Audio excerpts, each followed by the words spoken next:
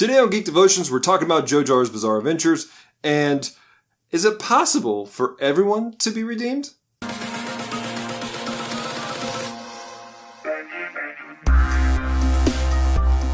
Hello, devoted geeks, and welcome to Geek Devotions, a show from devoted geeks who are devoted to letting people know that they are loved. My name is Dallas, and I'm so glad that you've hit the play button today. Do me a favor, if you like today's episode, make sure you hit the thumbs up, and also consider subscribing to our channel. But when you do, make sure you hit the bell symbol. That way you're notified every time we upload great content on Fridays, Tuesdays, and sometimes on Sundays.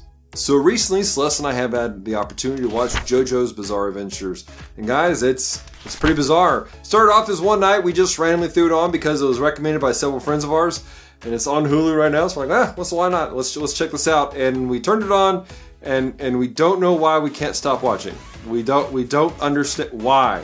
Why is this a thing? Somebody please explain why this is a thing. I have to say this has been a wild ride watching this series. We're only halfway through the first season, and wow, this is crazy. I mean, this thing is intense. But if you're not familiar with it, maybe you're going, Dallas, what is this thing before I look it up on Hulu? Beware, it's strange. There's video games based off of it. There's mangas based off of it.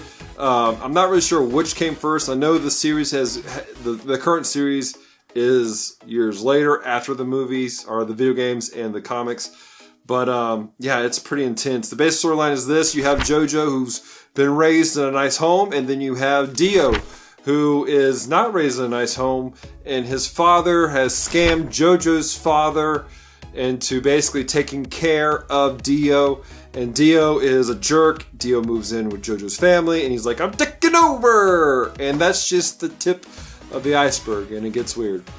The thing about it is this, though. You have this eternal struggle between JoJo and Dio. And honestly, it gets to the point, and you see this in JoJo, where he's like, you know what? There's no hope for you, Dio. Like, there's no redemption at all. And really, if you boil it down, you could easily make it a case as to they were products of their environment, the way they were raised, a nature versus nurture situation. Dio was raised in a really bad situation. The father was an alcoholic. He was abusive. It was a bad deal. He raised Dio to be a grade A jerk. Whereas JoJo, on the other hand, was raised in a very nice home. His father raised him to mind his manners, although he had issues with certain things. But like, he was very much like the I shall defend you, my dear lady type of individual. You know what I'm saying?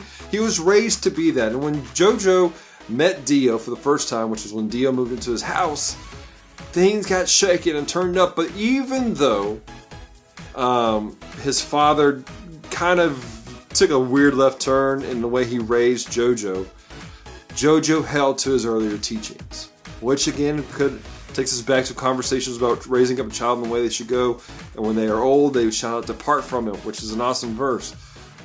But that's not what I want to focus on today. I'm a firm believer in this. Your circumstance, the situation you're raised in right now, the way that you've been treated all your life, does not have to dictate who you will be and who you can be. Does that make sense? There's a lot of people out there that have allowed their situation to make them a victim. And they allow that victim status to dictate who they are. And I'm here to tell you, you don't have to live that way. It doesn't actually have to be that situation. It's not so determinist. I don't really sure the word I'm looking for here. But it doesn't have to be that like depressing and down and just fatalistic at all. The fact of the matter is, Christ does change us. Christ can do a work in people's lives. I know that maybe you're looking around at the people around you, and you're like, I'm looking at some of these people, Dallas, and there's no hope. There's no way they can have redemption, Dallas. There's no way that they could be saved, Dallas. You don't know how bad these people are.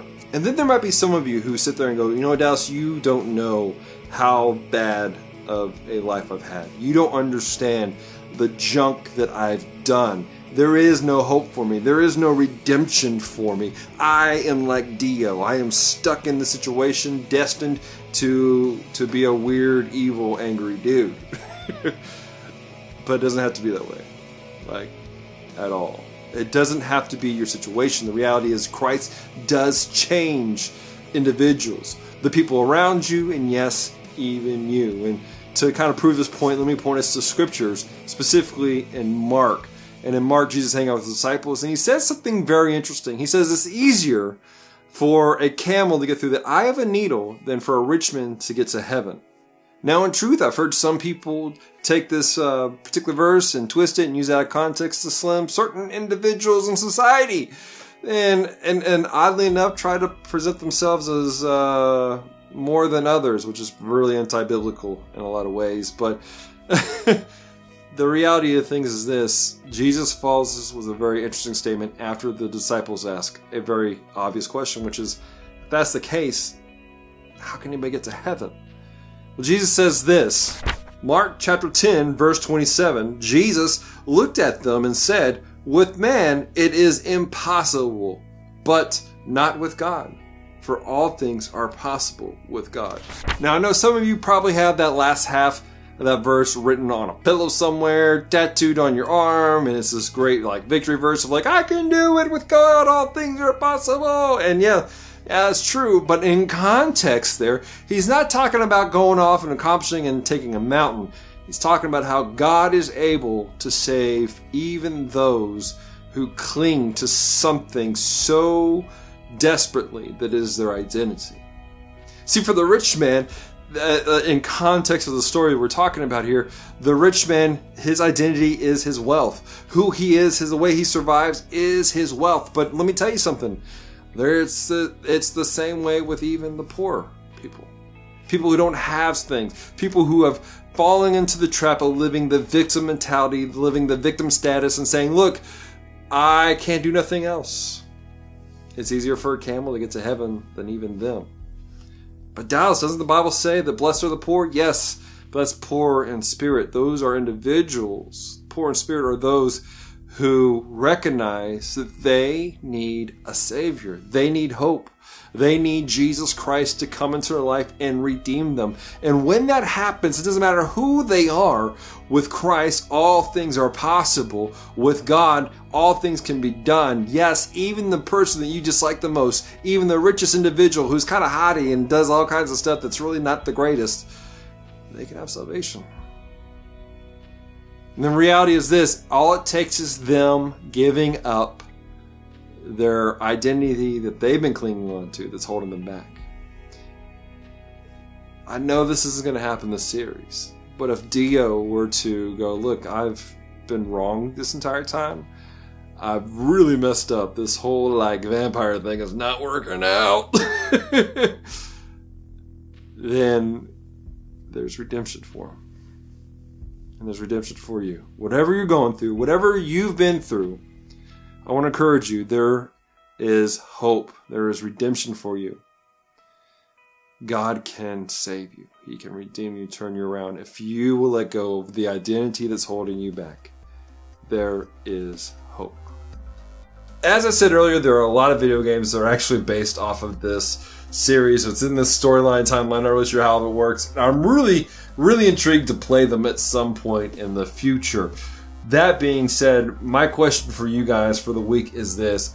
What series has the best video game, in your opinion? What movie, what video game or movie series, what has the best video game, and what video game has the best movie? Leave your comments down below and let us know. That said, Celeste, where can people find us? You can find us on Facebook, Instagram, Twitter, and Twitch. Yeah. And then you can also go to our website, which links you out to all of those. And then we have reviews and articles and all kinds of fun stuff on there as well. Heck yeah. So you can follow that at geekdevotions.com or just look for Geek Devotions on all the social media. We pop up pretty easily. You can Google us as well. We're up there pretty quickly. Yeah. All right, so until next time. Stay devoted. Peace and love.